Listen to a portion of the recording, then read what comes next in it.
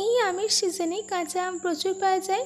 আর এই কাঁচা আমকে শুকনো ঝামেলা ছাড়াই কীভাবে টক ঝাল আচার তৈরি করা যায় তা আমি আপনাদের সাথে আজকে শেয়ার করব।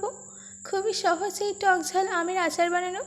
তো চলুন বেশি দেরি করব না, শুরু করছি আমার আজকের এই সহজ রেসিপি। হ্যালো ফ্রেন্ডস, আমি পিনু কুকুরটুনিতে আপনাদের সবাইকে স্বাগত। সবার প্রথমেই আমি এখানে 1 কেজি কাঁচা আম নিয়ে নিয়েছি। এখানে আমি কাঁচা আমটাকে ভালো করে ধুয়ে পরিষ্কার করে নিয়েছি।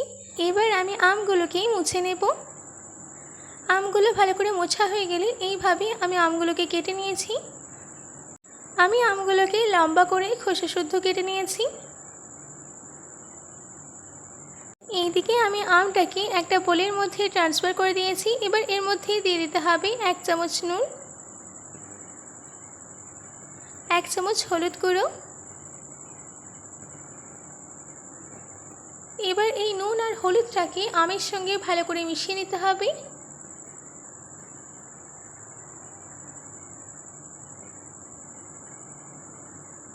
এইগুলোকে ভালো করে মিশিয়ে নেওয়া হয়ে গেলে আমি এটাকে সাইডে রেখে দেব।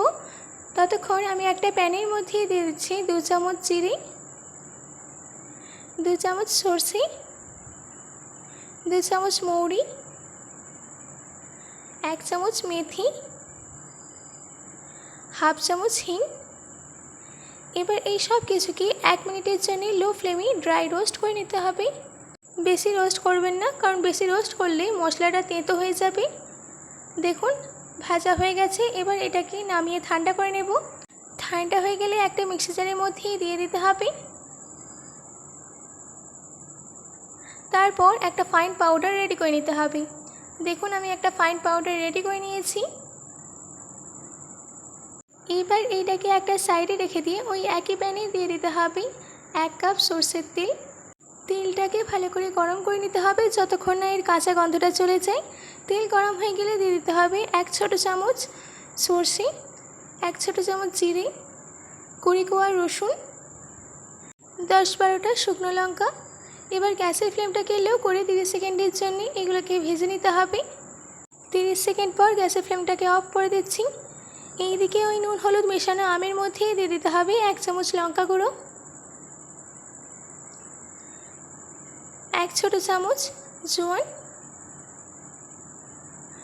1 ছোট চামচ কালো জিরে, 2 চামচ গুঁড়ো মশলা যেটা আমি আগে থেকে তৈরি করে রেখেছিলাম, আর দিয়ে দিচ্ছি গরম তেল। এবার এই সব কিছুকে একটা চামচের সাহায্যে ভালো করে মিশিয়ে নিতে হবে।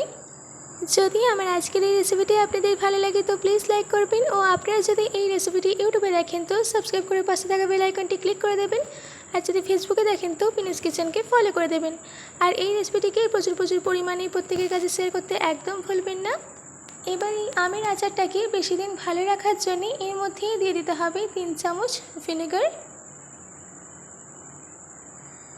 ভিনেগারটা দেওয়ার পর ভালো করে মিশিয়ে নিতে হবে। ব্যাস আমাদের টক ঝাল আমের আচার রেডি।